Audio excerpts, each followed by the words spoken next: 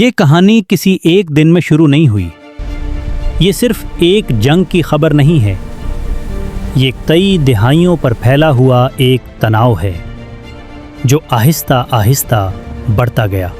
سن 1979 ایران میں ایک بڑا انقلاب آیا.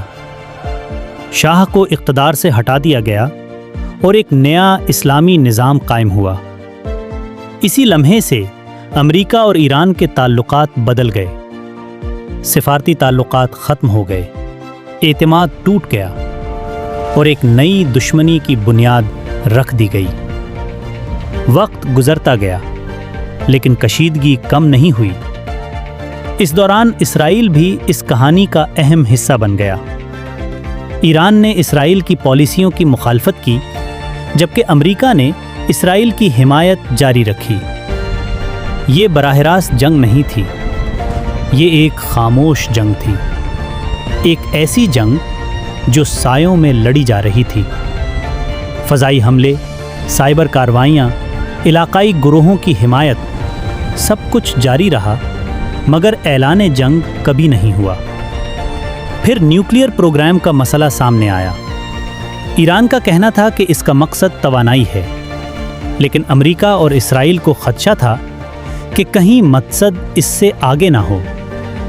پابندیاں لگیں، مذاکرات ہوئے، معاہدے ہوئے اور پھر ٹوٹ گئے. ہر ناکام معاہدے کے بعد اعتماد مزید کم ہوتا گیا. وقت کے ساتھ میزائل ٹیکنالوجی جدید ہوتی گئی، ڈرون حملے عام ہوتے گئے اور خطہ مزید غیر یقینی صورتحال کا شکار ہو گیا.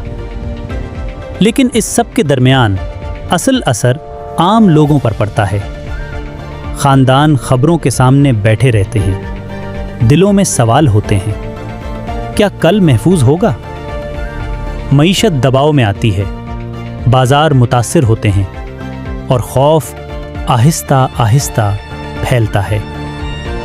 ایران، اسرائیل اور امریکہ کے درمیان یہ تنازع کسی ایک واقعے کا نتیجہ نہیں ہے.